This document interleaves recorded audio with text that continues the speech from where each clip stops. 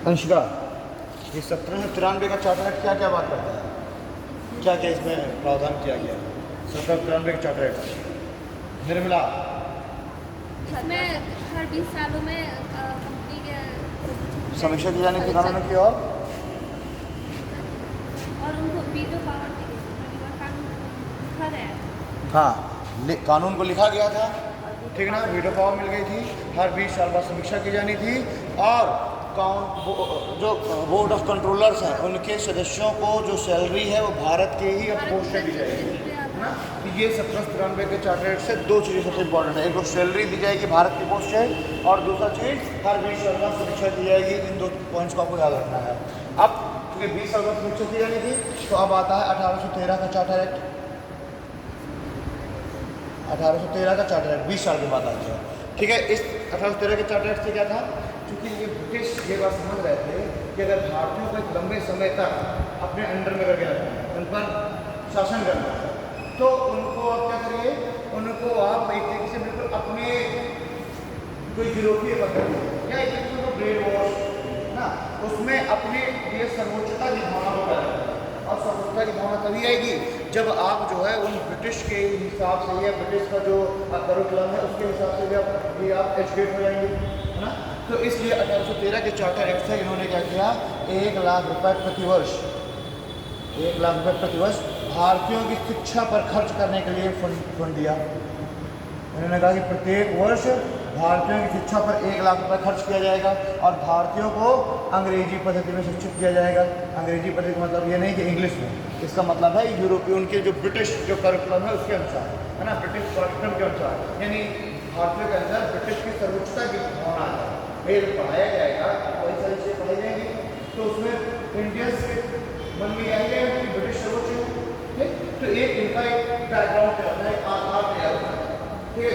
एक ऐसा वर्ग तैयार होता है जो जैसे भारतीयों का एक वर्ग तैयार होता है जो ब्रिटिश को क्या करें, सपोर्ट करें, ठीक है ना। तो 1 लाख रुपए प्रतिवर्ष भारतीयों की शिक्षा पर खर्च किया जाना है, और भारतीयों को यूरोपीय पद्धति में शिक्षित किया जाएगा, यानी उन्हीं का जो करिकुलम है उसके अनुसार पढ़ाया जाएगा, ठीक है ना। दूसरा चीज़ में क्या किया गया, इसमें कहा गया अब जो ईस्ट इंडिया कंपनी है, ये लगातार ईस्ट इंडिया कंपनी की पावर को घटाने का काम किया जा रहा है। जब से 1775 का रिकॉर्डिंग एक्ट आया, उस समय से ईस्ट इंडिया कंपनी के पावर को लगातार घटाने का काम किया जा रहा है, ठीक है ना। तो 1773 आता है, फिर उसके बाद 1784 आता है। 1784 में हमने देखा कि पावर घटा दिया गया। कैसे घटाया गया कि जो कोर्ट ऑफ डायरेक्टर्स हैं उन्हें जस्ट पहला बोर्ड ऑफ कंट्रोलर अपॉइंट कर दिया गया 1784 से, ब्रिटिश इंडिया एक्ट से, ताकि पावर क्या हो जाए, घट जाए। अब जो कोर्ट ऑफ डायरेक्टर्स हैं वो तो कंपनी के निदेशक हैं, ठीक है, उनके पास अलग पावर है। अब वो क्या करेंगे, सिर्फ व्यापार संबंध कानून बनाएंगे, और बाकी सभी सैन्य या शहर या सिविल कोई भी कानून रिलेटेड वो सब कौन बनाएगा, बोर्ड ऑफ कंट्रोलर। अब बोर्ड ऑफ कंट्रोलर में कहाँ सदस्य होंगे, ब्रिटिश पार्लियामेंट के द्वारा अपॉइंट किए, है ना। ब्रिटिश पार्लियामेंट के द्वारा बोर्ड ऑफ कंट्रोलर के 6 सदस्य होंगे, ठीक। उसमें कुछ सदस्यों को, यानी दो उसमें ब्रिटिश पार्लियामेंट के सदस्य होंगे, और 4 सदस्यों को नॉमिनेट करेगी क्राउन। तो 6 सदस्यों का बोर्ड, यानी एक तरीके से क्या हो गया, उसके पावर को थोड़ा सा अपोज करेंगे, बैलेंस करेंगे, ठीक। तो लगातार धीरे धीरे इंडिया कंपनी की पावर को घटाने का काम किया जा रहा है ना, धीरे धीरे एकदम से। तो 1784 आ गया, फिर 1793 आया और पावर को घटा दिया गया, फिर 1813 आया, पावर को और घटाया गया, और 1813 से क्या होता है, ईस्ट इंडिया कंपनी 1813 का चार्टर एक्ट है, इसमें ईस्ट इंडिया कंपनी को केवल चीन और चाय, इन दो के ट्रेड में ही अब इनके पास मोनोपोली को छोड़कर, एकाधिकार को छोड़कर बाकी सारे एकाधिकारों को समाप्त कर दिया गया, हाँ, बाकी सभी समाप्त।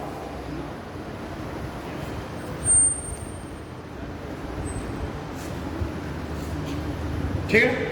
तो 1 लाख रुपए भारतीय शिक्षा पर खर्च किया जाएगा, चाय और चाइना के साथ ट्रेड को छोड़ करके बाकी सारे एकाधिकार समाप्त कर दिए जाएंगे। अन्य दूसरी कंपनियों को भी अब रजिस्ट्रेशन दिया जाएगा, है ना, उनको भी लाइसेंस दिया जाएगा, वो भी भारत आकर ट्रेड करेंगे। तीसरा काम इसमें क्या किया गया, जो ईसाई मिशनरीज हैं, ईसाई मिशनरी यानी कि जो ईसाई धर्म के जो प्रचारक हैं, उन ईसाई मिशनरियों को भारत आने की छूट दी गई। अब ये जो ईसाई मिशनरी हैं ये भारत आने स्टार्ट हो गए,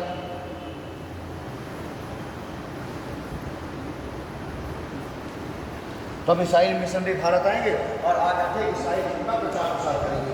इसके पीछे का भी यही कारण है कि एक ऐसा ग्रुप तैयार करें जो ब्रिटिश के सपोर्ट में हो। एक तो आप या तो 51 अपने कल्चर में अटेस्टेड कर दीजिए तो आपके फेवर में आ जाएगा। दूसरा, या तो आप उसका धर्मांतरण कर दीजिए तो आपके फेवर में आ जाएगा। यानी कुछ भी करके ईसाई सर्वोच्चता की भावना पैदा करता है। क्लियर? तो ईसाई मिशनरियों का भारत आगमन प्रारंभ हो गया। ईसाई मिशनरी आते थे और सैनिकों छावनियों में जाते थे, उन सैनिकों को मोटिवेट करते थे, गाँव में फोन फोन करके लोगों को मोटिवेट करते थे। और उस समय वर्ण व्यवस्था चली रही थी, बाहर से चली रहा था, तो गाँव में जा करके वो किसको टारगेट करेंगे? ज़्यादा जो वर्ण व्यवस्था सबसे निश्चित में है उसको टारगेट करेंगे, इसलिए क्योंकि वो ज़्यादा जल्दी क्या हो जाएगा, कन्वर्ट हो जाएगा। तो इन्होंने मुख्य रूप से ईसाई धर्म का प्रचार करना प्रारंभ किया और ईसाई मिशनरीज भारत आने प्रारंभ हो गए इस 1813 के चार्टर एक्ट से। ठीक, इसको हम पढ़ते हैं। का हो गया, देखिए 1813 का चार्टर एक्ट। 1813 का चार्टर एक्ट पहला पॉइंट, इस एक्ट के द्वारा इस एक्ट के द्वारा चाय और चीन, इस एक्ट के द्वारा चाय और चीन के साथ व्यापार के एकाधिकार को छोड़कर, चाय और चीन के साथ व्यापार के एकाधिकार को छोड़कर बाकी सभी एकाधिकारों को समाप्त कर दिया।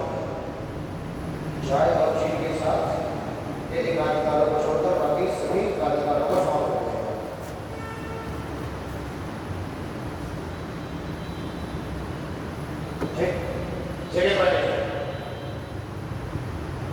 देखिए, भारतीय शिक्षा अधिनियम, भारतीय शिक्षा अधिनियम पारित किया गया।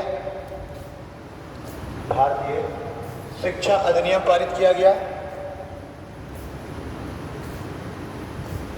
भारतीय शिक्षा अधिनियम पारित किया गया और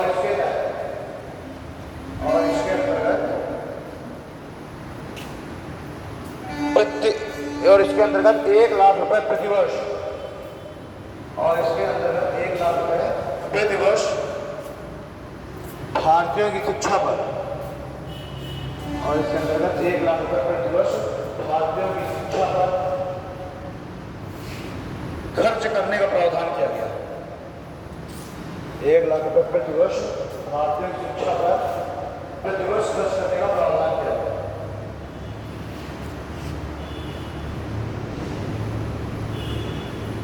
ठीक है, तो ये जो भारतीयों को शिक्षित करने का इनका उद्देश्य मैंने क्या बताया, यूरोपीय पद्धति में शिक्षित करना।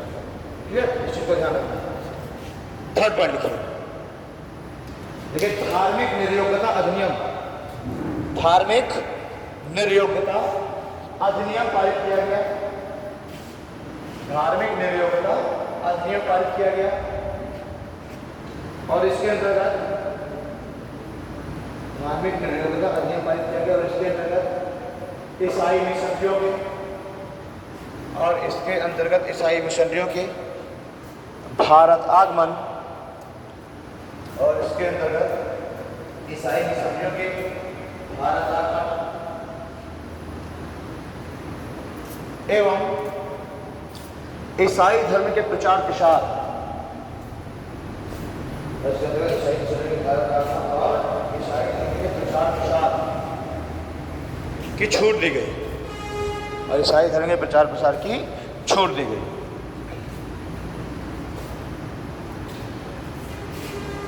ठीक है, साथ ही ये जो धार्मिक निर्भरता अधिनियम है इसमें ये कानून लेकर के आया गया कि अगर कोई भी व्यक्ति अपना धर्म छोड़ करके ईसाई धर्म ज्वाइन करेगा, ईसाई धर्म में चला जाएगा, तो उसको उसकी पैतृक संपत्ति से बेदखल नहीं किया जाएगा।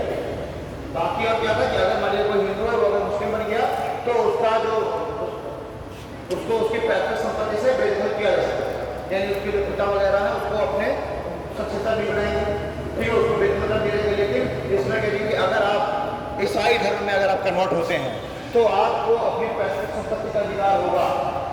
तो इससे क्या होगा कि लोगों के मन में ये बात आ गई कि यार ये जो है किसी तरीके से ये धर्मांतरण कराना चाह रहे हैं, तभी तो लालच दे रहे हैं कि आप हमारे धर्म में आ जाइए और भी आपको सुविधाएं मिलेगी, साथ ही साथ आपको आपकी पैतृक संपत्ति से भी बेदखल नहीं किया जाएगा। ये भी कुछ लोग तो ये मान के नहीं कन्वर्ट होंगे ना,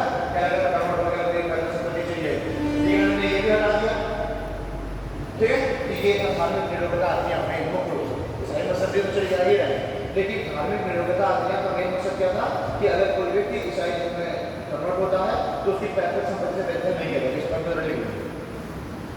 देखिए इस अधिनियम के अंतर्गत यह प्रावधान किया गया, इस अधिनियम के अंतर्गत यह प्रावधान किया गया कि यदि कोई व्यक्ति ईसाई धर्म अपनाता है, तो उसे उसकी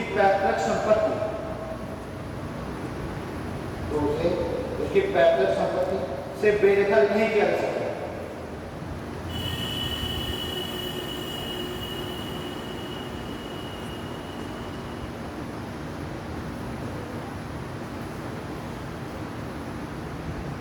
ठीक है, तो उसको उसकी पैतृक संपत्ति से बेदखल नहीं किया जाता।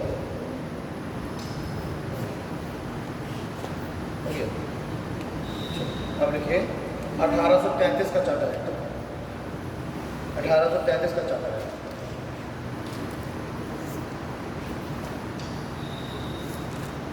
क्या क्या हुआ था 1833 चार्टर एक्ट में?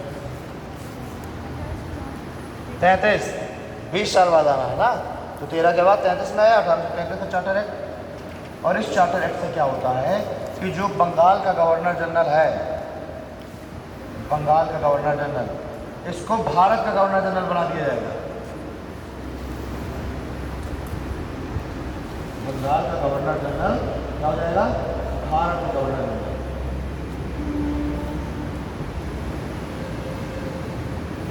ठीक है ना। और अंतिम बंगाल का गवर्नर जनरल कौन था? बंगाल का अंतिम गवर्नर जनरल, बंगाल का Lord William Bentinck. And first Bharat का गवर्नर जनरल कौन होगा? Lord William Bentinck. ठीक है ना।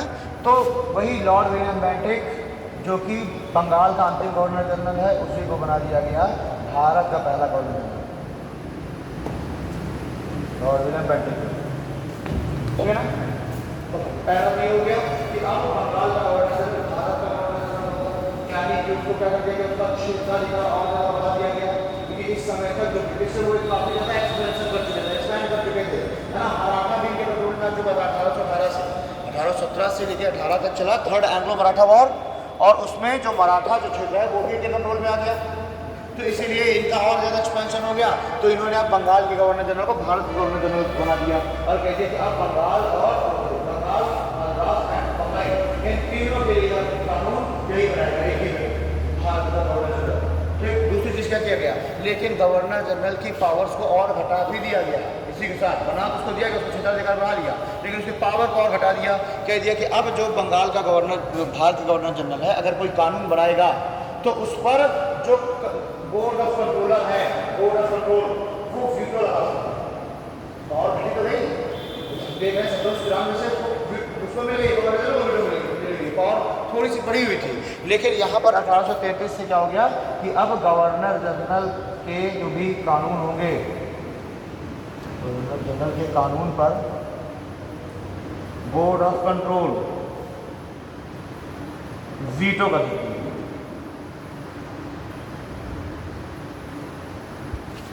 ठीक है।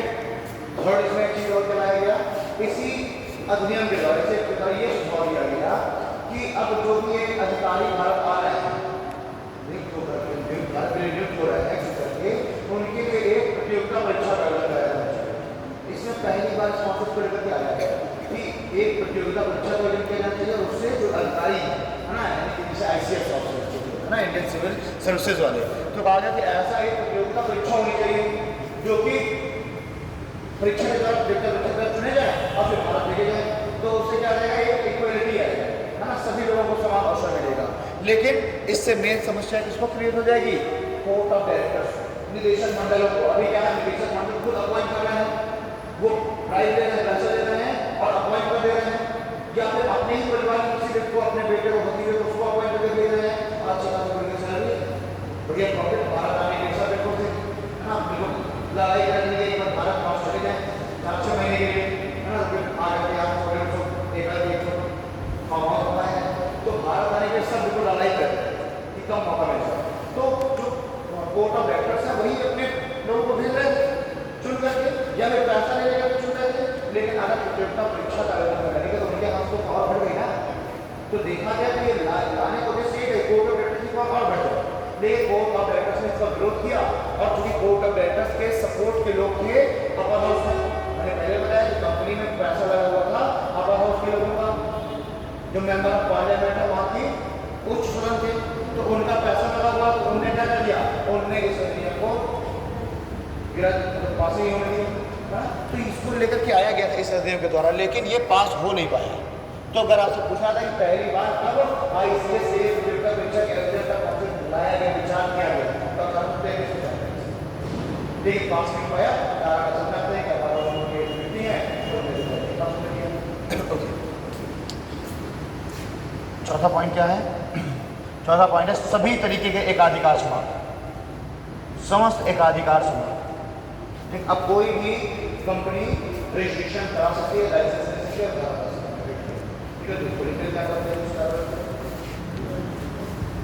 इस एक्ट के द्वारा, इस एक्ट के द्वारा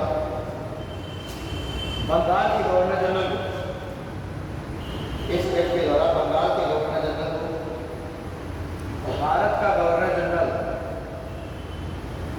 इस एक्ट के द्वारा बंगाल के गवर्नर जनरल को भारत का गवर्नर जनरल बना दिया गया, भारत का गवर्नर जनरल बना दिया गया। और पहले भारत के गवर्नर जनरल, और भारत के पहले गवर्नर जनरल, और भारत के पहले governor general Lord William Bentinck, और भारत के पहले governor general Lord William Bentinck है।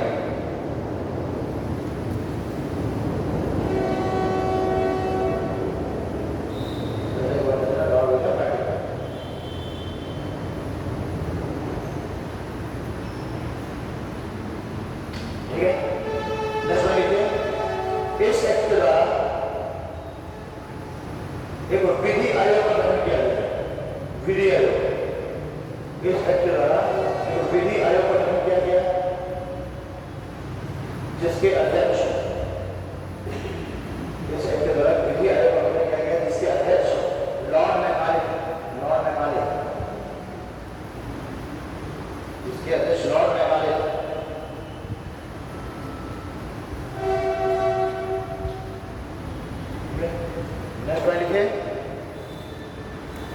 कंपनी के सभी तरीके के एकाधिकार समाप्त कर दिए गए, कंपनी के समस्त एकाधिकारों को समाप्त कर दिया गया। कंपनी के समस्त एकाधिकारों को समाप्त कर दिया गया, कंपनी के समस्त एकाधिकारों को समाप्त कर दिया गया।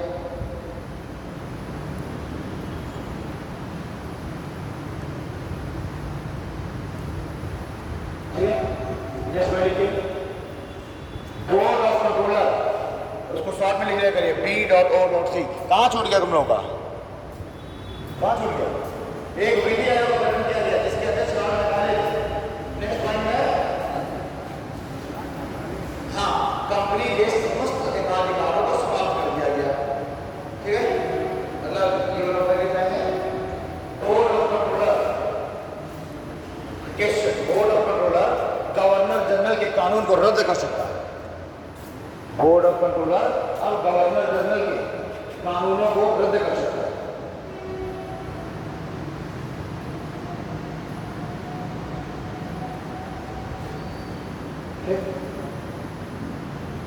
बोर्ड ऑफ कंट्रोलर अब गवर्नर जनरल के कानूनों को रद्द कर सकता है। नेक्स्ट स्लाइड पे आईसीएस अधिकारियों के लिए, आईसीएस अधिकारियों के लिए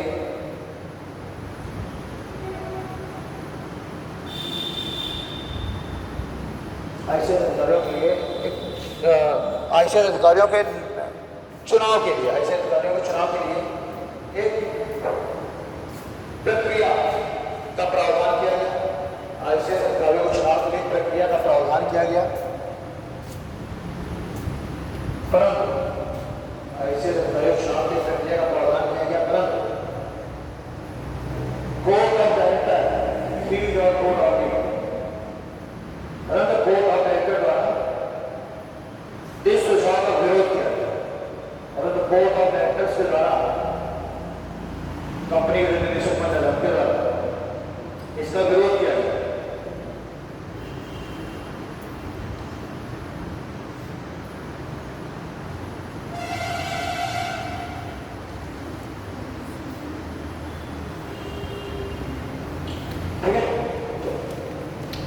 अब लिखते हैं लोग 1853 का चल रहा है, 20 साल वाला है, 1853 का चल रहा है, 1853 का चल रहा है।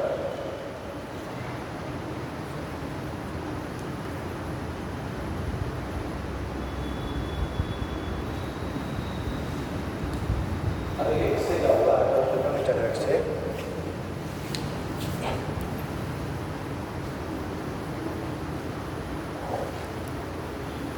सबसे पहला पॉइंट यही है कि अब ये जो चुनाव स्टेटस है ताकि ऐसे अधिकारियों के लिए एक चुनाव प्रक्रिया हो, एक प्रोसेस हो, तो उसको इसमें पास कर दिया गया, ऐसा फिर गया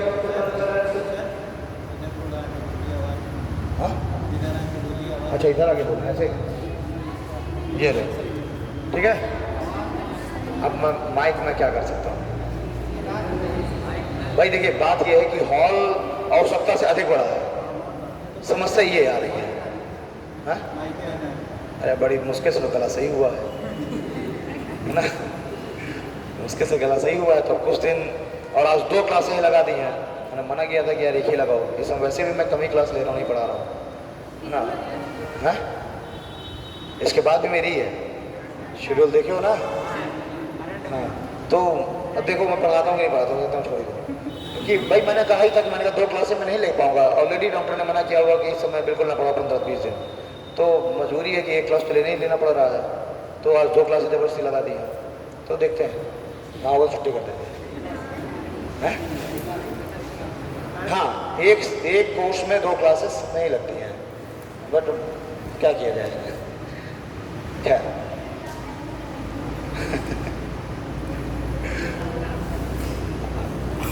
हाँ कुछ भी है, यानी ये भी कैसे मतलब ये तुम्हारे कहने का मतलब है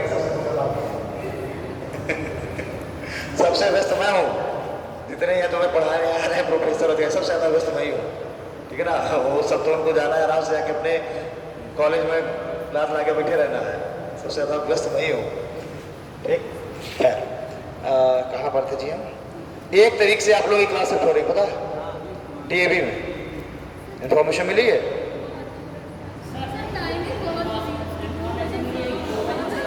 हाँ 2 से 5 भाई, बात ये है कि चूंकि DAV में चलनी है और वहाँ DAV में सुबह का स्कूल है ना, तो वो लोग क्या कर रहे हैं, वो लोग अपने सुविधा के हिसाब से देंगे। अरे बच गए, वो तो राजा देवी जा रही थी क्लास बच गए तुम लोग, क्लास राजा देवी शिफ्ट हो रही थी, पूरा ये तय था कि राजा देवी जानी है, वो तो परसों ये हुआ कि नहीं DAV शिफ्ट हो रही है। कोई नहीं जाता अरे यार उधर परेशान हो जाते हैं हम लोग, खुद ही जो है फिर दिक्कत हो जाती है। अरे आधा घंटा लग गया था जाने में, आधा घंटा लग गया था आने में, तो उससे अच्छा हम कहते कि भैया रहने दो, पढ़ाने नहीं है, बंद करो भाई, कौन इतना समय देगा, आधा घंटा जाना आधा घंटा आना, तो भाई क्लास डिस्टर्ब हो जाती है, यहाँ में तो डिस्टर्ब हो जाती है, डिस्टर्बेंस हो जाती है सब। तो 1 तारीख से 2 से 5, लेकिन ठीक ये है कि अब धीरे धीरे मानसून आ रहा है ना, तो थोड़ा सा धूप कम रहेगी। और एक चीज़ों को बता दूँ, सबसे टॉप फ्लोर है ना, टॉप फ्लोर है, तो वो जो बेहतरीन मस्त गरमाएगा भाई तो हम लोग तो सोच रहे हैं कि अपने अपने लिए कूलर रखवा लें तो मेरा प्रकाश का प्लान था, हमने कहा यार कूलर रखवा लेते हैं अपने लिए, ऊपर देखते हैं गर्मी लगे रखवा लेंगे अपने लिए तुम लोग के लिए विद्यार्थी को पसीना बहाना चाहिए, मेहनत करनी चाहिए, तब ऐसे विद्यार्थी को आराम से, जितना आप रिलैक्स होकर पढ़ेंगे उतना जो है आपका शरीर आलसी होगा, तो विद्यार्थी को तब करना चाहिए, तब। हाँ वही, तो ये भी एक तप है ना, जितना तप करोगे उतना जो है विद्या आएगी। क्या लगवा देंगे लट्ठी? अच्छा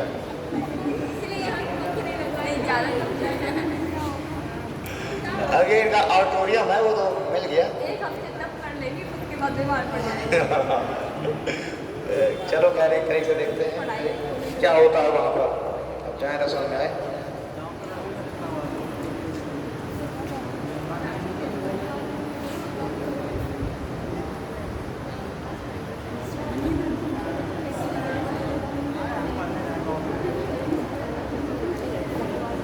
अब देखिए इस पेपर के चैप्टर से और क्या हुआ, अब इसमें कह दिया गया कि जो गवर्नर जनरल की मंत्रिपरिषद है उस मंत्री परिषद में अब एक नया सदस्य जोड़ा जाएगा, यानी एक तो गवर्नर जनरल हो गई होगा, प्लस एक जो है सेनापति का एक पद जोड़ा जाएगा, यानी कि एक सेना का जो अधिकारी है, जो कमांडर है, वो भी इसमें जोड़ दिया गया, उसका भी एक पद जोड़ दिया गया गवर्नर जनरल की काउंसिल में।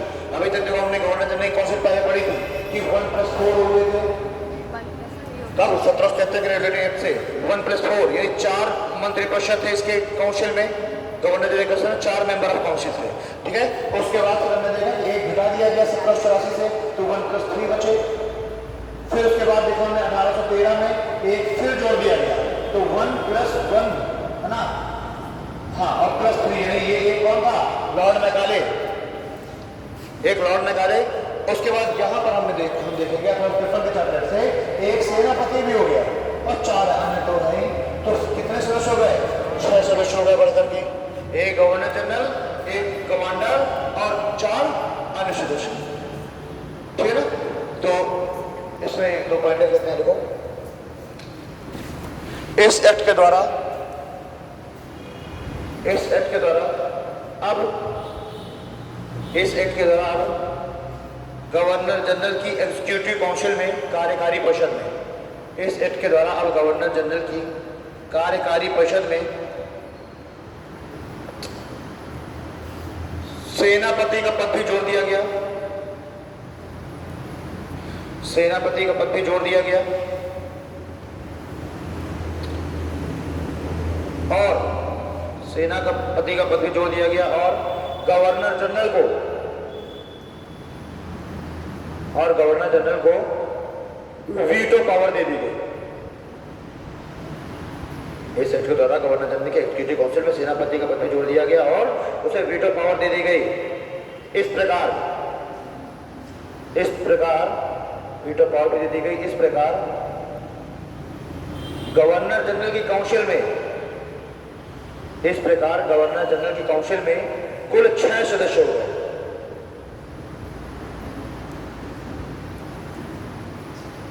कुल 6 सदस्य हो गए।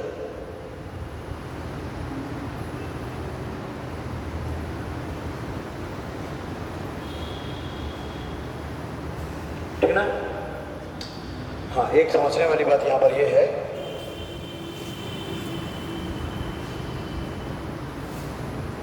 कि अब यहां पर क्या होगा कि जिस तरीके से अभी हम लोग देखते हैं ना कि जो पार्लियामेंट कह दिया जाए कि जैसे एग्जीक्यूटिव लेजिस्लेचर अलग होता है, एग्जीक्यूटिव अलग होता है ना। लेजिस्लेचर का अलग कार्य है, एग्जीक्यूटिव का अलग कार्य है। वैसे यहाँ पर भी अब क्या किया जाएगा, 2 सदनों का बंटवारा किया जाएगा, यानी कार्यों का बंटवारा यहाँ पर किया जाएगा। कैसे? एक तो एग्जीक्यूटिव काउंसिल यहाँ से बना दी गई इसी एक्ट के द्वारा। अभी तक आप लोग देखिए एग्जीक्यूटिव काउंसिल और लेजिस्लेचर दोनों वही थे। गवर्नर जनरल अकेले होता था एग्जीक्यूटिव काउंसिल, और जब उसके जो मेंबर ऑफ काउंसिल है वो भी जब जुड़ जाते थे तो वो क्या हो जाते थे, वो आता है लेजिस्लेचर यानी विधायिका मिल करके सब कानून बनाते थे और उनको अप्लाई कराता था गवर्नर जनरल। यही मैंने आपको बताया था ना। लेकिन यहाँ से क्या हो रहा है, इन दोनों को क्या किया जा रहा है, बिल्कुल पृथक किया जा रहा है। एग्जीक्यूटिव और लेजिस्लेचर बिल्कुल पृथक किया जाएगा। जैसे जो एग्जीक्यूटिव काउंसिल है, इस एग्जीक्यूटिव काउंसिल में तो मैंने बता दिया 6 सदस्य हैं। एग्जीक्यूटिव काउंसिल में कितने सदस्य हैं? 6 सदस्य। एक गवर्नर जनरल, एक और कमांडर सेनापति, और प्लस 4 अदर मेंबर जिन्हें भी क्राउन अपॉइंट करेगा, क्राउन जिन्हें नॉमिनेट करेगा। वहीं दूसरी तरफ लेजिस्लेचर काउंसिल भी होगा, एक लेजिस्लेचर का भी गठन किया गया विधायिका का, और इसमें भी 6 सदस्य रखे गए। लेजिस्लेचर में भी 6 सदस्य रखे गए, लेकिन कौन कौन? इन 6 सदस्यों में एक होगा सुप्रीम कोर्ट का chief justice of supreme court.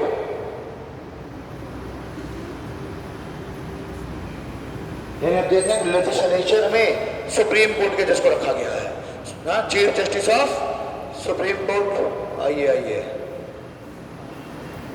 अच्छा, कहाँ जा रही है? Chief justice of supreme court. दूसरा कोई एक अदर जज, और प्लस 4 मेंबर्स, और ये चारों मेंबर होंगे वो 4 अलग अलग प्रोविंस से नॉमिनेट किए जाएंगे। एक होगा बॉम्बे से, एक होगा मद्रास से, एक होगा बंगाल से और एक होगा आगरा से। ठीक, यानी इस एक्ट से 1853 को चार्टर एक्ट है वो एक तरीके से हम कह सकते हैं कि जैसा अभी हमारा हम देख रहे हैं लेजिस्लेचर, एग्जीक्यूटिव और ये सब अलग अलग है ना, शक्तियों का बंटवारा है, तो ऐसा ही बिल्कुल प्रक्रिया कब से स्टार्ट हुई? 1853 के चार्टर एक्ट के द्वारा। अभी तक जबकि एक ही था, एक ही संस्था थी, लेकिन दो संस्थाएं बटी 1853 के चार्टर एक्ट से। तो यानी हम कह सकते हैं कि यही क्या है, हमारा एक तरीके पूर्वगामी है, ठीक है ना। तो इस चीज को मेंशन कर लीजिए। देखिए इस एक्ट के द्वारा लेजिस्लेचर और एग्जीक्यूटिव, इस एक्ट के दौरान लेजिस्लेचर यानी विधायिका एवं कार्यपालिका का पृथक्करण हो गया, विधायिका एवं कार्यपालिका का पृथक्करण हो गया। ठीक, इसी के ही आगे लिखिए, जहां कार्यपालिका में 6 सदस्य थे, और ये 6 सदस्य हम पहले लिख चुके हैं, जहां कार्यपालिका में 6 सदस्य थे, वहीं जहां कार्यपालिका में 6 सदस्य थे वहीं विधायिका में भी 6 सदस्य, जहां कार्यपालिका में 6 सदस्य थे वहीं विधायिका में भी 6 सदस्य नियुक्त किए गए, वहीं विधायिका में भी 6 सदस्य नियुक्त किए गए, वहीं विधायिका में भी 6 सदस्य नियुक्त किए गए, और ये हैं 6 सदस्य।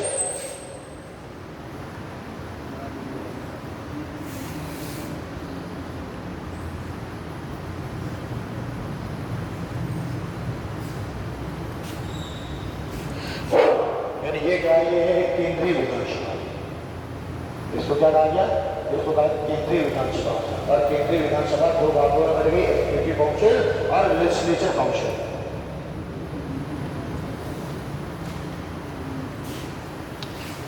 तो सेंट्रल लेजिस्लेटिव असेंबली दो भागों में बटी हुई है, एग्जीक्यूटिव काउंसिल और लेजिस्लेचर काउंसिल। तो लेजिस्लेचर काउंसिल के सदस्य लिख लीजिए। ओके, नेक्स्ट वन लिखिए, इस एक्ट के द्वारा यूपीएससी, इस एक्ट के द्वारा यूपीएससी आयोग का गठन किया गया, यूपीएससी का गठन किया गया, और मैकाले समिति की नियुक्ति की गई। यूपीएससी का गठन किया गया और मैकाले समिति का गठन किया गया, और मैकाले समिति नियुक्त की गई।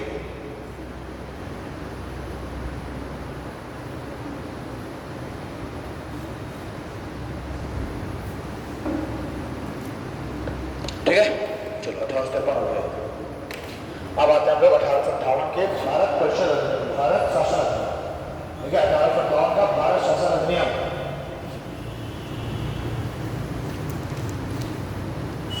1858 का भारत शासन अधिनियम।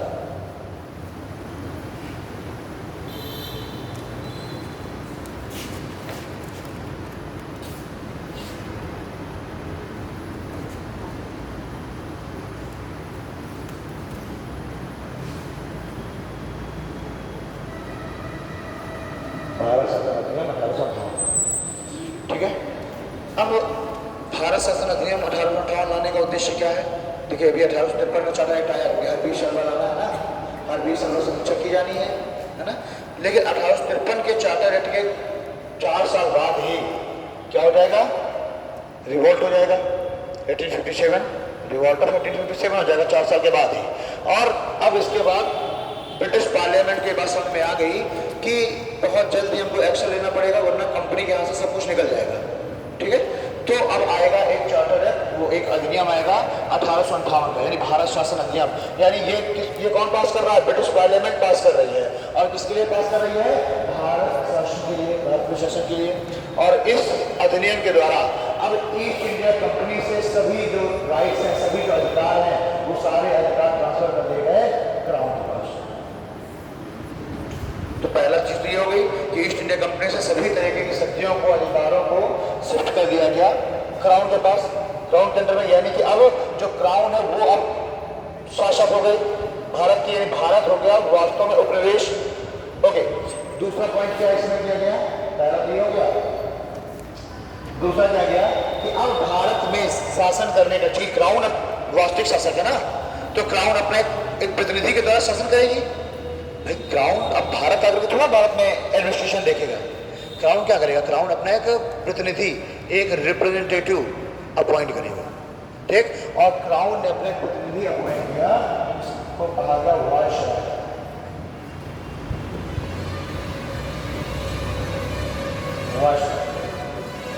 ठीक, अभी तक जो गवर्नर जनरल थे वो एक्चुअली में कंपनी के अंडर के पद थे। गवर्नर जनरल का अपॉइंटमेंट कौन कर रहा था, कंपनी, वो कंपनी के पद थे। लेकिन अब क्या किया गया, अब क्राउन ने अपना एक प्रतिनिधि अपॉइंट कर दिया था कि हम इसके द्वारा शासन करेंगे। जैसे राज्यों में राष्ट्रपति शासन किसके द्वारा करता है, राज्यपाल के द्वारा, ठीक। यूनियन टेरिटरीज में राष्ट्रपति, भाई वो तो केंद्र शासित प्रदेश है ना, केंद्र के द्वारा शासित, लेकिन राष्ट्रपति थोड़ा लक्षद्वीप, पांडिचेरी हर जगह पर जाके एडमिनिस्ट्रेशन कर लेगा राष्ट्रपति खुद। तो राष्ट्रपति क्या करेगा, अपना एक आदमी अपॉइंट कर देगा, अपना एक प्रतिनिधि, जिसको कहा जाएगा लेफ्टिनेंट गवर्नर, अलग अलग नामों से उसको जाना जाएगा, उपराज्यपाल, लेफ्टिनेंट गवर्नर, है ना, वो अपॉइंट करेगा राज्यपाल और राष्ट्रपति, और वो डायरेक्ट अपनी रिपोर्ट भेजेंगे राष्ट्रपति के पास, ठीक है। तो उसी तरीके से जो क्राउन है, क्राउन ने अपॉइंट कर दिया वायसराय को, और वायसराय के माध्यम से क्राउन भारत का शासन देखेगी। लेकिन पार्लियामेंट ने कहा कि नहीं, ऐसा नहीं है, सिर्फ क्राउन ही वहां शासन नहीं, भाई वो तो डेमोक्रेटिक कंट्री है ना, तो उसने कहा सिर्फ क्राउन ही शासन नहीं करेगी, शासन में हमारा भी प्रतिनिधित्व होना चाहिए, हमारा भी रिप्रेजेंटेशन होना चाहिए। तो तीसरा काम क्या किया गया, जो वहां की पार्लियामेंट है, उस पार्लियामेंट ने एक नए पद का सृजन कर दिया और कह दिया सेक्रेटरी ऑफ इंटीरियर, भारत का सचिव, भारत सचिव, एक नया पद सृजित किया गया, भारत सचिव का पद, ठीक है। तो वायसराय का पद एक्चुअली में जो आया वो आया क्राउन के लिए, और जो ये पद आया भारत सचिव का पद जो आया, ये किसके लिए आया, ये आया ब्रिटिश पार्लियामेंट के लिए। इसके माध्यम से ब्रिटिश पार्लियामेंट शासन करेगा और वायसराय के माध्यम से क्राउन अपना प्रतिनिधित्व करेगा। अब देखिए, ये भारत सचिव है, भारत सचिव की सहायता के लिए 15 सदस्यीय समिति की भी नियुक्ति की गई। भारत सचिव के कार्य में मदद करने के लिए 15 सदस्यीय समिति की भी नियुक्ति की गई। लेकिन अब ईस्ट इंडिया कंपनी वाले वो बिल्कुल फैल गया, कह रहे कि यार हमारे हाथ से सब कुछ तुमने ले लिया, अभी तक हम सब कुछ हम ही है, अब तुमने धीरे धीरे सब हमारे हाथ से ले लिया। तो सीधी सी बात है कि उनको भी क्या करना है, उनको भी तो संतुष्ट करना है भाई, चूंकि वही पैसे वाले लोग हैं और चुनाव लड़ना है तो पैसा भी चाहिए। तो उद्योगपतियों की, पूंजीपतियों की तो वैसे भी सरकार में चलती है, तो उनको भी संतुष्ट करने के लिए इनको भी एक लॉ रिपोर्ट बनाया गया और कहा गया जो 15 सदस्यीय समिति है, इसमें से 8 जो सदस्य हैं उनको नियुक्त करने का अधिकार होगा पार्लियामेंट के पास। तो 8 पार्लियामेंट नियुक्त करें, जिसको पार्लियामेंट चाहे, अपना कोई मंत्री भी नियुक्त कर सकता है, अपना एमएलए भी नियुक्त करे, कोई भी नियुक्त कर दे। तो ब्रिटिश पार्लियामेंट के द्वारा 8 लोगों को नियुक्त किया जाएगा इस परिषद में भारत सचिव की, और जो 7 सदस्य हैं उनको नियुक्त करेगा ईस्ट इंडिया कंपनी। तो ईस्ट है तो क्या हुआ, तो ईस्ट इंडिया कंपनी क्या है, 7, उसके बाद जो 7 सीटें हैं तो वो भी अपने हिसाब से 7 लोगों को भरेगा और 8 लोगों को भरेगी पार्लियामेंट, ठीक। और पहले जो भारत सचिव हैं वो कौन बनाए गए, लॉर्ड स्टैनले। लॉर्ड स्टैनले को बना दिया गया पहला भारत सचिव, और फर्स्ट वायसराय किसको बना दिया गया, लॉर्ड कैनिंग को।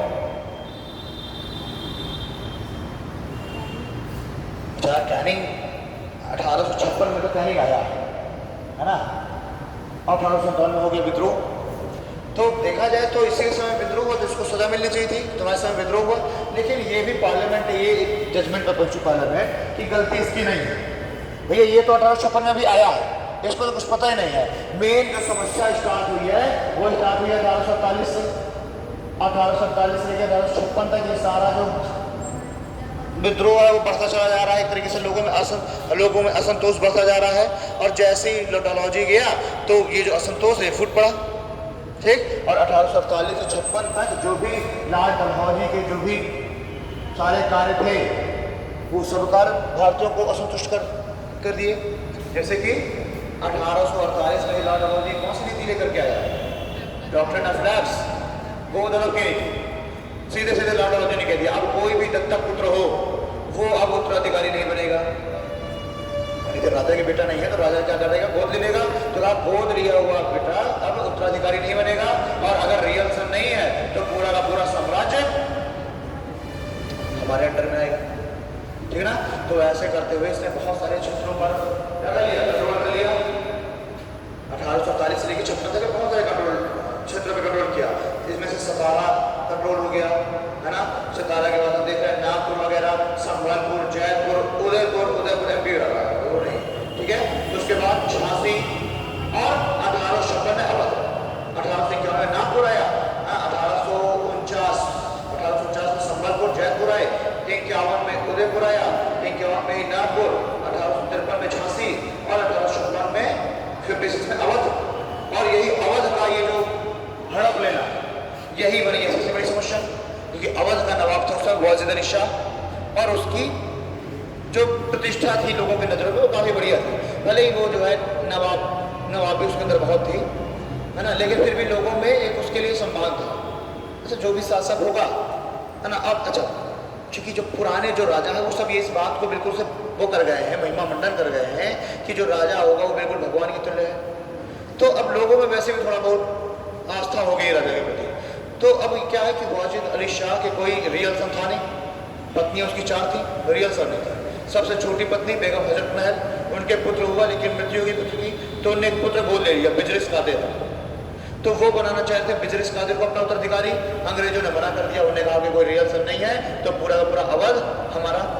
और इनने आरोप लगाया अंग्रेजों ने वाजिद अली शाह के ऊपर कि हमें ऐसी न्यूज़ मिली है कि आपके क्षेत्र में कुशासन चल रहा है, मतलब आप सही ढंग से एडमिनिस्ट्रेशन कर नहीं पा रहे हैं। और क्या किया, अचानक से 1856 में इन्होंने अटैक कर दिया लखनऊ पर, ना, उनकी कैपिटल पर। और कहा जाता है कि वो इतने बड़े नवाब थे वाजिद अली शाह कि जब अंग्रेजों ने अटैक किया तो सब इनके भग गए, जितने भी दरबारी थे, और ये ना भगे। तो जब अंग्रेज जब पूछे कि क्या नहीं भगे, तो उसने कहा मेरा जूता पहनाने वाला भग गया था। जूता नहीं है ना, तो जूता पहनाने वाला जब नहीं है तो जूता कौन पहनाए, और जूता फिर के बिना मैं कहीं से चला जाऊँ, तो भगे नहीं। तो ये उनके बारे में एक चर्चा है उनके नवाबी की, जूता पहनाने वाला भग गया तो वो भगे नहीं, है ना, वो गिरफ्तार हो गए लेकिन भगे नहीं। खैर, लेकिन अब इससे क्या है कि जो लोग हैं इनका जो एक तरीके से विद्रोह जो बड़ा धीरे धीरे वो और ज़्यादा प्रखर हो गया। और जो सेना में मोस्टली जो सैनिक हैं वो कौन से क्षेत्र के हैं? अवध के क्षेत्र से हैं, बुंदेलखंड के क्षेत्र से हैं, इसी क्षेत्र से सबसे ज़्यादा सैनिक हैं।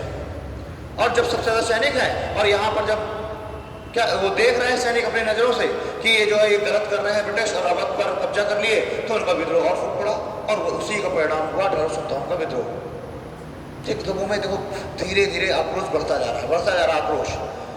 लेकिन एक चिंगारी की आवश्यकता थी, और वो चिंगारी हमको मिल जाती है, वो जो कारतूस वाला जो मामला था उससे एक और चिंगारी मिल जाती है कि ये जो एक सेना के लिए एक कानून लेकर के आ गए कि अब सभी सैनिकों को समुद्र पार जाकर के भी युद्ध लड़ना होगा, जहां हम बैठे वहां युद्ध लड़ना होगा।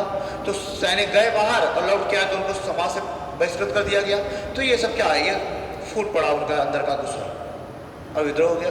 तो अब जब पार्लियामेंट में इस बात का सारा कुछ हुआ डिस्कशन, तो ये क्लियर हुआ कि यार कहने की तुझे कोई गलती है ही नहीं, वो तो अभी हमें पहुंचा है, पता है नहीं। तो लेकिन एक चीज़ ये भी कि 1 साल 2 साल से वो भारत में रह भी रहा है, तो अन्य किसी नए को नियुक्त करने से अच्छा है कि उसी को ही हम बना रहने दें।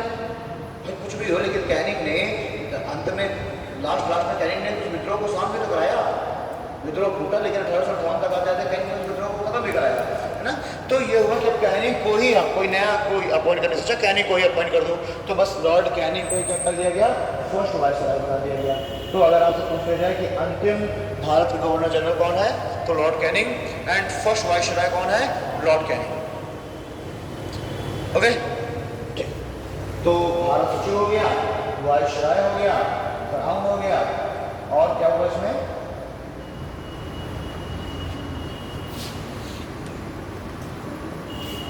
एक पॉइंट और कुछ याद आ रहा था, खैर इसको लिखते हैं तो मैं लिखने क्या आता है। भारत स्वतंत्र 1857, ठीक है। इस अधिनियम के द्वारा इस अधिनियम के द्वारा अब भारत का शासन, इस अधिनियम के द्वारा अब भारत का शासन ईस्ट इंडिया कंपनी से लेकर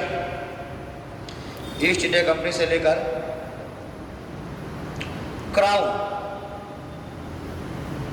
ईस्ट इंडिया कंपनी से लेकर क्राउन को दे दिया गया। ईस्ट इंडिया कंपनी से लेकर क्राउन के अधीन कर दिया गया। ठीक है, नेक्स्ट पॉइंट लिखिए। अब क्राउन अपने प्रतिनिधि वायसराय की मदद से, अब क्राउन अपने प्रतिनिधि वायसराय की मदद से भारत पर शासन करेगी।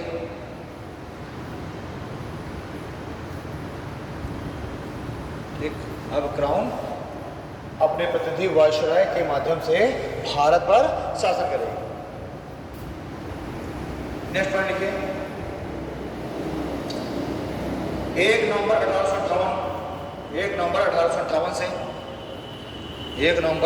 1858 के विक्टोरिया के घोषणा पत्र द्वारा, 1 नवंबर 1858 के विक्टोरिया के घोषणा पत्र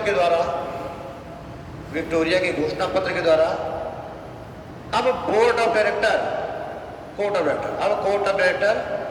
और बोर्ड ऑफ कंट्रोलर, 1 नवंबर 1858 के विक्टोरिया के घोषणा पत्र के द्वारा अब कोर्ट ऑफ डायरेक्टर और बोर्ड ऑफ कंट्रोलर को समाप्त कर दिया गया।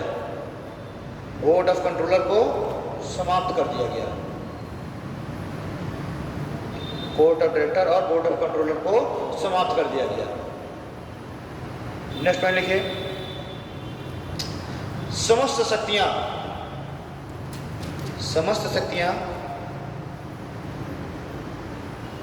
भारत सचिव को दे दी गई। समस्त शक्तियां भारत सचिव को दे दी गई और इसके कार्य में सहायता करने के लिए, समस्त शक्तियां भारत सचिव को दे दी गई और इसके कार्य में सहायता करने के लिए एक 15 सदस्यीय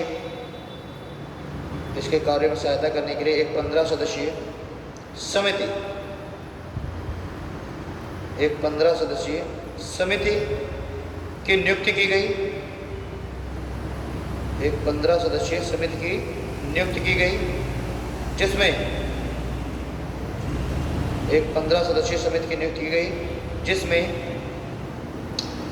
8 सदस्यों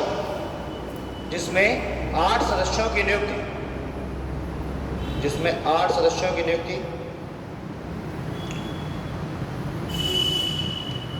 पार्लियामेंट के द्वारा, एवं 7 सदस्यों की नियुक्ति ईस्ट इंडिया कंपनी के निदेशकों के द्वारा की जानी थी। एवं 7 सदस्यों की नियुक्ति ईस्ट इंडिया कंपनी के निदेशकों के द्वारा की जानी थी। ठीक है, तो बस इस चीज को आप याद रखिए कि वायसराय एक्चुअली में पद है क्राउन के, मतलब क्राउन के द्वारा क्राउन को मदद करने के लिए, और जो भारत सचिव है इसका सृजन किया गया पार्लियामेंट के लिए, पार्लियामेंट के द्वारा। तो दोनों का अलग अलग कार्य है। तो 15 टोटल सदस्य हो गए। नेक्स्ट पॉइंट लिखिए। प्रथम भारत सचिव लॉर्ड स्टैनले को और वायसराय लॉर्ड कैनिंग को बनाया गया। प्रथम भारत सचिव लॉर्ड स्टैनले को और वायसराय लॉर्ड कैनिंग को बनाया गया।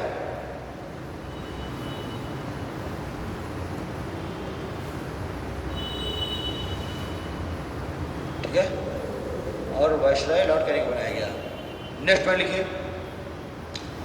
इस अधिनियम के द्वारा द्वैध शासन समाप्त हो गया। और भारत इस अधिनियम के द्वारा द्वैध शासन समाप्त हो गया और भारत ब्रिटेन का कॉलोनियल स्टेट बन गया।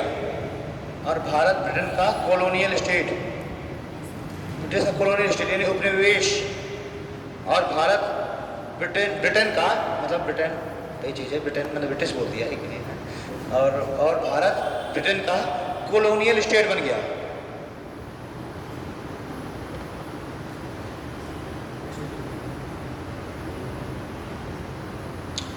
ठीक है जी।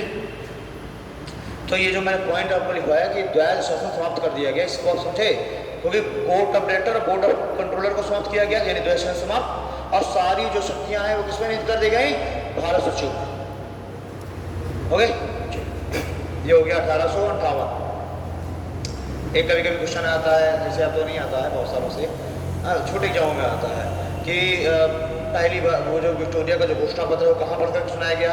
इलाहाबाद में, है ना। इलाहाबाद में सुना गया, वहीं मिंटो पार्क है, वहीं पर मिंटो पार्क में ही पढ़ा गया था उसको। और उसी के द्वारा अब क्राउन को भारत का मतलब राजा घोषित कर दिया गया, है ना। क्राउन को ही भारत की भी सामग्री घोषित कर दिया गया और अब भारत कॉलोनियल स्टेट हो गया। इस एक्ट में बहुत सारे प्रावधान किए गए थे लोगों को संतुष्ट करने के लिए। इसमें यह भी डाला गया था कि अब किसी भी भारतीय की धार्मिक भावनाओं को ठेस नहीं पहुंचाई जाएगी। भारतीयों को उनकी योग्यता के आधार पर उनको सरकारी नौकरियों में नियुक्त किया जाएगा, उच्च पदों तक उनको नियुक्त किया जाएगा। इस तरह के बहुत सारे प्रलोभन दिए गए। भाई अभी सब डरे हुए हैं कि यार इस तरह का विद्रोह फिर से ना उठ पड़ा हो, तो अभी सबको एक संतुष्ट करने का प्रयास किया जा रहा है। तो इस तरीके के सारे कार्य। ये भी कहा गया कि जो लेजिस्लेटिव काउंसिल है, उस लेजिस्लेटिव काउंसिल में का हम क्या करेंगे? विस्तार करेंगे और उसमें हम भारतीयों को भी शामिल करेंगे। और इसी की वजह से 1861 में फिर से इंडियन काउंसिल एक्ट आता है, भारत परिषद अधिनियम आता है 1861 का इंडियन काउंसिल एक्ट। और उसके द्वारा जो लेजिस्लेटिव काउंसिल है उसका विस्तार किया गया। अभी लेजिस्लेटिव काउंसिल में कितने सदस्य? 6 सदस्य लेजिस्लेटिव काउंसिल में। एक सुप्रीम कोर्ट का चीफ जस्टिस, एक अदर जज और 4 अन्य सदस्य जिनको क्राउन नॉमिनेट करेगा। लेकिन अब इससे कह दिया गया इस 1861 का जो भारत काउंसिल भारत शासन परिषद ना इंडियन काउंसिल एक्ट है, उसके द्वारा कह दिया गया कि लेजिस्लेटिव काउंसिल के जो सदस्य हैं उनकी संख्या को वो बढ़ाएंगे और बढ़ा करके अधिकतम 12 तक कर देंगे।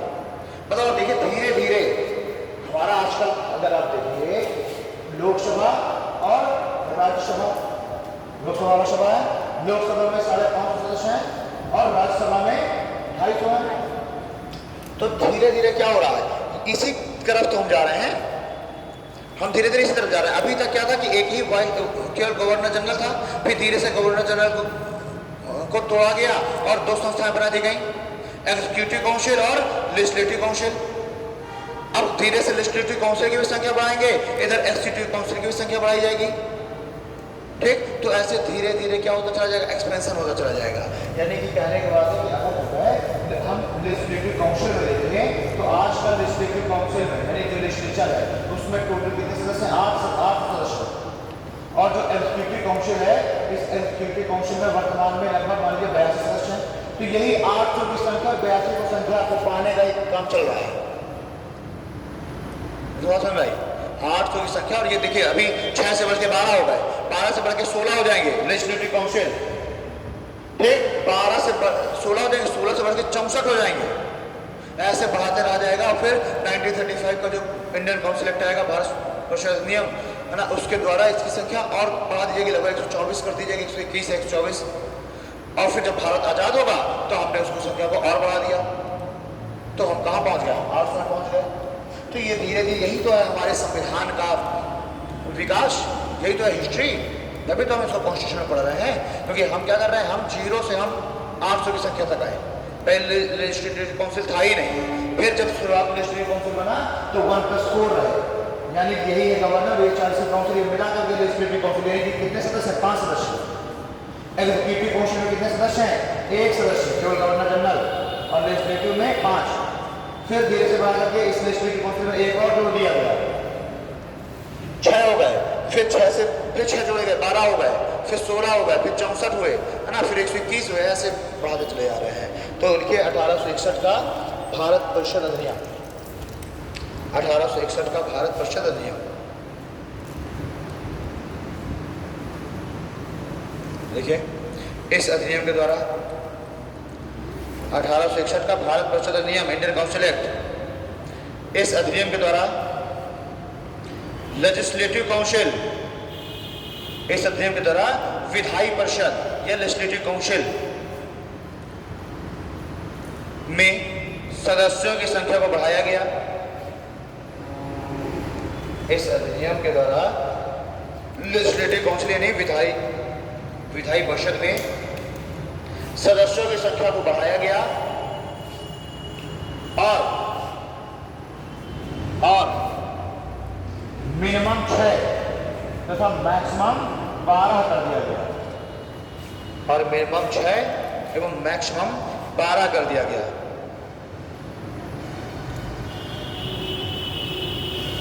ठीक है, अगला पॉइंट लिखिए।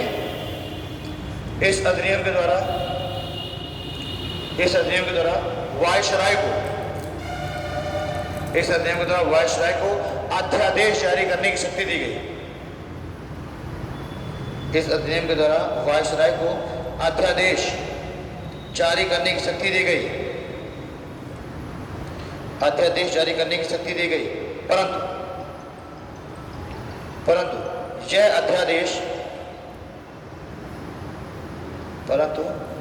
अध्यादेश अधिकतम 6 माह तक ही अध्यादेश जारी करने की शक्ति दी गई। परंतु यह अध्यादेश जानते हैं ना, ऑर्डिनेंस, जिसे आजकल राष्ट्रपति भी तो ऑर्डिनेंस जारी करता है और उस ऑर्डिनेंस को क्या पावर मिली होती है, बिल्कुल जैसे कि एक पार्लियामेंट के द्वारा पास किए गए कानून को वैसे ही पावर मिली होती है।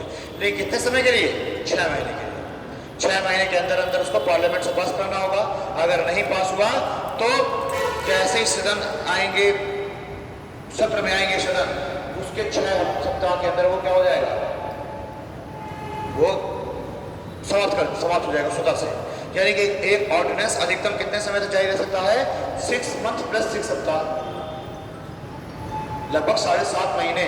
6 महीने तो देखो, कोई सदन अगर है तो दो सदनों के बीच अधिकतम 6 महीने का गैप हो सकता है, मैक्सिमम 6 महीने का। 6 महीने से ज़्यादा गैप नहीं हो सकता। हम सब जानते हैं कि एक साल में 3 सत्र होते हैं, सदनों के 3 सत्र होते हैं ना। तो अब इन 3 सत्रों में से कोई एक सत्र तो स्थगित किया जा सकता है, लेकिन 2 सत्र तो हर साल होने होंगे, क्योंकि अगर 2 सत्रों को समाप्त कर दिया गया तब तो 6 महीने से ज़्यादा गैप आ जाएगा। हमारे संविधान में कहीं ये नहीं लिखा कि सिर्फ एक ही सत्र समाप्त हो सकता है, ये कुछ नहीं लिखा जिस सत्र कितने समाप्त हो सकते हैं, बट ये लिखा है कि 2 सत्रों के बीच 6 मंथ से ज़्यादा का गैप नहीं हो सकता। तो अंडरस्टूड सी बात है कि अधिकतम 3 में से एक ही सत्र को समाप्त किया सकता है। 2 समाप्त कर देंगे तो 6 महीने ज़्यादा गैप आ जाएगा। तो जिस समय सदन सत्र में ना हो और उस समय कोई आकस्मिक कानून बनाना हो, कोई इमरजेंसी में कोई कानून बनाना हो, तो उसके लिए राष्ट्रपति क्या करेगा? राष्ट्रपति एक ऑर्डिनेंस जारी करेगा, एक अध्यादेश जारी करेगा। उस अध्यादेश को वही पावर मिली है जो पावर पार्लियामेंट के द्वारा बनाए गए किसी कानून को मिली है या एग्जीक्यूटिव के द्वारा बनाए गए किसी कानून को मिली है, फिर वही पावर मिली है राष्ट्रपति के द्वारा जारी किए गए अध्यादेश को। लेकिन कंडीशन क्या है कि इसको जो पावर है कितने समय तक मिलेगी? जब तक सदन सत्र में ना हो। क्योंकि जब सदन सत्र में नहीं है तभी तो राष्ट्रपति ने अध्यादेश जारी किया। सदन सत्र में होते तो फिर कानून क्या किया जाता? सदन से पास कराया जाता, पार्लियामेंट से। पार्लियामेंट है नहीं सत्र में, राष्ट्रपति ने क्या करा? अध्यादेश जारी कर दिया। लेकिन तभी तक वो रहेगा ना जारी जब तक कि पार्लियामेंट वापस से सदन सत्र में नहीं आ जाते। अब सदन सत्र में आए तो आप उस अध्यादेश को क्या कर दीजिए? पास करा दीजिए। अब पास करा दिया तो क्या हो जाएगा? परमानेंट हो जाएगा। लेकिन अगर सदन ने पास नहीं किया, सदन सत्र में आया तो 6 सप्ताह तक वो और एक्सटेंड किया जा सकता है भाई, ताकि उसको पारित कराने में जो समय लग रहा है तो आगे तो 6 सप्ताह का आपको समय और मिलेगा। तो 6 हफ्ते तो चल गया वो जब तक सदन सत्र में नहीं है, फिर 6 सप्ताह चल गया वो जब सदन सत्र में आए, लेकिन कार्यवाही अब चालू करेगा सदन, पास करने का उसको मौका मिलेगा। लेकिन अगर 6 सप्ताह में भी सदन ने पास नहीं किया तो अपने आप स्वतः समाप्त हो जाएगा। तो बहुत सारे बच्चे इस चीज को गलत कर देते हैं।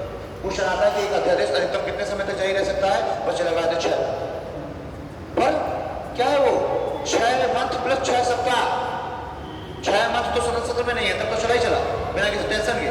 लेकिन 6 सप्ताह का समय मिला वो जो सदन सत्र में आया तब, तो 6 सप्ताह भी आप जोड़ लीजिए। अधिकतम पूछा ना, तो 6 मंथ में 6 सप्ताह यानी लगभग 7.5 महीने अध्यादेश जारी रह सकता है। तो यहाँ पर क्या किया गया? इस एक्ट के द्वारा जो वायसराय है उस वायसराय को पावर दे दी गई रहेगी अध्यादेश जारी करने की, ऑर्डिनेंस जारी करने की, ठीक। और उसके ऑर्डिनेंस को वही पावर मिलेगी जो ब्रिटिश पार्लियामेंट के द्वारा जारी किए गए किसी कानून को, या फिर जो ये भारत में सेंट्रल लेजिस्लेटिव असेंबली बन चुकी है और उसका एक लेजिस्लेटिव काउंसिल है, एक काउंसिल है, उनके द्वारा बनाए गए जो कानून को जो पावर मिलेगी वही वायसराय के द्वारा बनाए गए कानून को।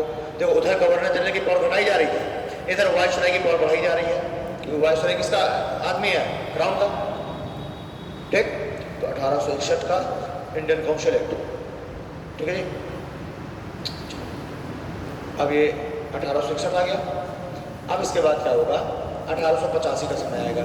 1885 में गठन हो जाएगा इंडियन नेशनल कांग्रेस का। और इंडियन नेशनल कांग्रेस का जब गठन शुरुआत में किया गया तो उसका उद्देश्य यही था कि वो अगर कोई भी मतलब एक सेफ्टी वॉल के रूप में निर्माण किया गया था। सेफ्टी वॉल का सिद्धांत सुना है? सेफ्टी वॉल का सिद्धांत है। तो इस सेफ्टी वॉल के सिद्धांत के तहत क्या था, और इस सेफ्टी वॉल का सिद्धांत कौन लेकर के आया था, एओ ह्यूम। तो उसने कहा कि एक हम सेफ्टी वॉल के रूप में हम निर्माण करते हैं इंडियन नेशनल कांग्रेस का। यानी अगर 1857 जैसी कोई भी क्रांति उठ रही हो, ऐसी संभावना अगर उठ रही हो, तो उसकी इंफॉर्मेशन पहले से हमें इंडियन नेशनल कांग्रेस दे दे हमको, और उसको समय रहते क्या कर दिया जाए, दबा दिया जाए। तो एक तरीके सेफ्टी वॉल हुआ ना ये। कुकर में भी जो सेफ्टी वॉल लगा होता है कि जब कुकर फटने वाला हो, बहुत ज़्यादा गैस अंदर जब सेफ्टी वॉल खुल जाए और सारी गैस रिलीज हो जाए, तो यही सेफ्टी वॉल, यही है कांग्रेस। इसलिए उसका नाम रखा गया सेफ्टी वॉल का सिद्धांत, कि अगर कुछ ऐसा विद्रोह अगर बढ़ रहा हो तो इससे हमें पता चल जाए, हम तुरंत उस विद्रोह को दबा दें। लेकिन क्या हो गया कि गठन तो किया उन्होंने अपने लाभ के लिए, लेकिन इंडियन नेशनल कांग्रेस बन गई भस्मासुर। और इंडियन नेशनल कांग्रेस खुद ही अंग्रेजों के अगेंस्ट में क्या करने लगे, विद्रोह, मतलब इस तरीके के जो पता चले धरना प्रदर्शन है ना, और बहुत सारे मीटिंग्स हैं, सभाएं हैं, असेंबलियां हैं, वो करना चालू कर दी इंडियन नेशनल कांग्रेस ने। तो अब इस इंडियन नेशनल कांग्रेस के भी कुछ प्रभावों को घटाने के लिए पूरा से एक एक्ट लाया जाएगा 1892 का, है ना, 1892 का इंडियन काउंसिल एक्ट, भारत परिषद अधिनियम, ठीक है। तो लिख लेते हैं 1892 का भारत परिषद अधिनियम, 1892 का भारत परिषद अधिनियम।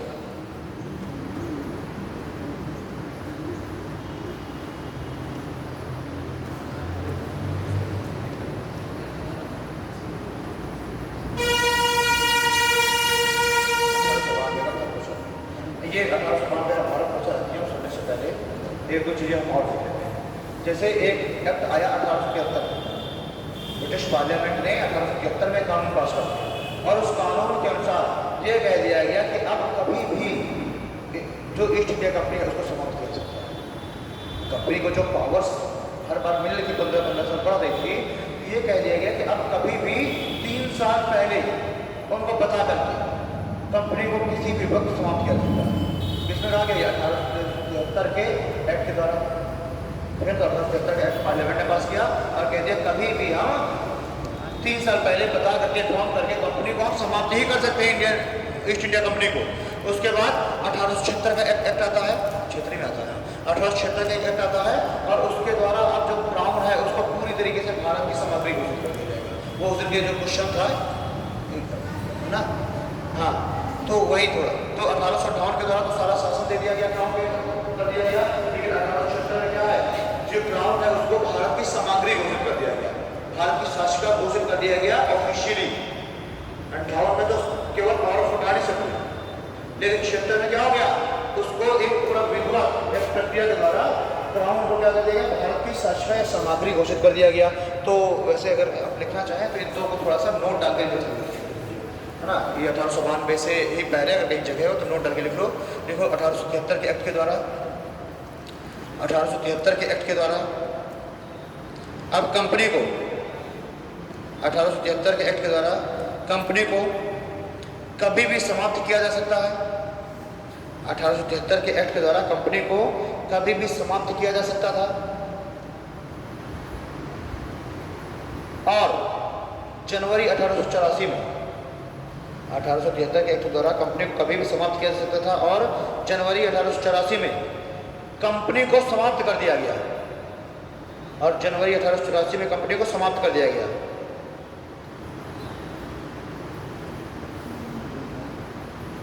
और जनवरी 1884 में कंपनी को समाप्त कर दिया गया। एक सेकंड पॉइंट है, अगला पॉइंट लिखिए। देखिए 28 अप्रैल 1876 को 28 अप्रैल 1876 को एक शाही अधिनियम के द्वारा, रॉयल चार्टर के द्वारा, 28 अप्रैल 1876 को एक शाही अधिनियम के द्वारा, एक शाही अधिनियम के द्वारा महारानी विक्टोरिया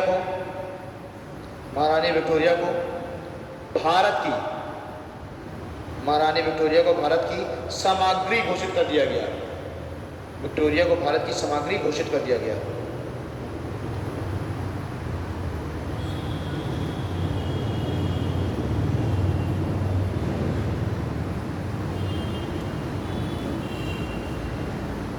ठीक है, अब लिखते हैं 1892 का एक्ट, 1892 का भारत परिषद अधिनियम।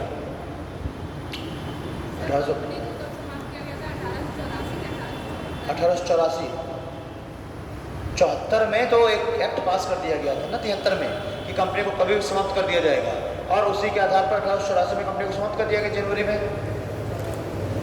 ठीक, 28 अप्रैल 1876 को अब क्वीन विक्टोरिया भारत की वास्तविक शासिका बन गई, बिल्कुल से सारा कुछ रिटर्न में हर चीज़। ओके, अब आता है हम 1892 का भारत परिषद अधिनियम। चूँकि जो 1858 का जो भारत शासन अधिनियम आया था, उसके द्वारा क्या कहा गया था कि भारतीयों की संख्या को बढ़ाया जाएगा काउंसिल में, चाहे वो वायसराय की काउंसिल हो, एग्जीक्यूटिव काउंसिल, चाहे वो लेजिस्लेटिव काउंसिल हो, दोनों में, यानी कि जो सेंट्रल लेजिस्लेटिव असेंबली है, केंद्रीय विधानसभा, उसमें भारतीयों की संख्या को बढ़ाया जाएगा। ये कह दिया गया था 1858 से। तो भारतीयों की संख्या को इस समय तक संख्या लगातार बढ़ाई जा रही है। तो 1892 में एक एक्ट आया, कहा गया कि जो काउंसिल में, जो असेंबली में जो भारतीय सदस्य हैं, उन भारतीय सदस्यों को बजट में उपस्थित होने, बजट में बहस करने और बजट में प्रश्न पूछने का अधिकार होगा, लेकिन उन्हें अनुपूरक प्रश्न पूछने का अधिकार नहीं होगा, ना ही उनके पास वीटो पावर होगी। यानी कि अगर कोई बजट पास किया गया तो उस बजट पर वीटो नहीं कर सकते भारतीय सदस्य, ना ही वो क्रॉस क्वेश्चन कर सकते, यानी अनुपूरक प्रश्न पूछ सकते। भाई प्रश्न पूछा गया, प्रश्न से रिलेटेड जो अदर प्रश्न होते हैं वो होते हैं अनुपूरक प्रश्न। तो कहा गया कि बजट में उपस्थित होंगे, बजट में बहस करेंगे, चर्चा, और बजट में प्रश्न पूछेंगे, लेकिन ना तो अनुपूरक प्रश्न पूछ सकते और ना ही वीटो होगी इनके पास, है ना। तो लिख लीजिए इसे।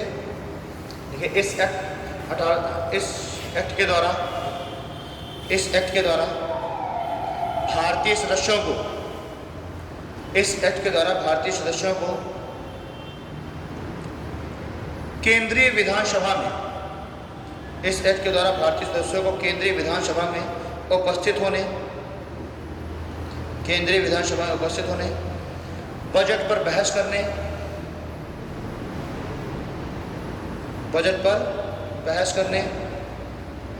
एवं प्रश्न पूछने का अधिकार होगा। बजट पर बहस करने एवं प्रश्न पूछने का अधिकार होगा। परंतु भारतीय सदस्य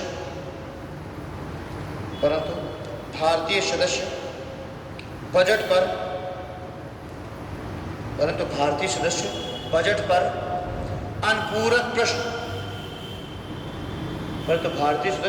पर अनुपूरक प्रश्न एवं वीटो का प्रयोग नहीं कर सकते। अनुपूरक प्रश्न एवं वीटो का प्रयोग नहीं कर सकते।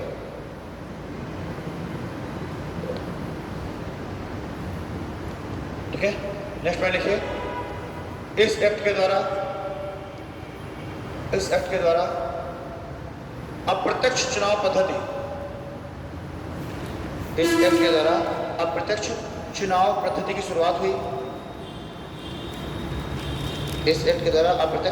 की शुरुआत हुई। एवं लेजिस्लेटिव काउंसिल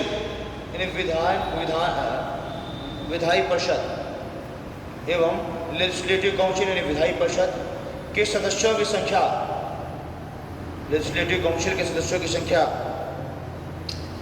12 से बढ़ाकर 16 कर दी गई।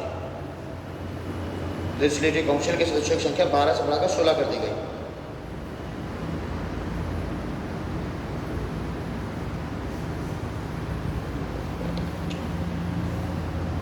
ठीक, तो 1892 तक हम पहुंच गए।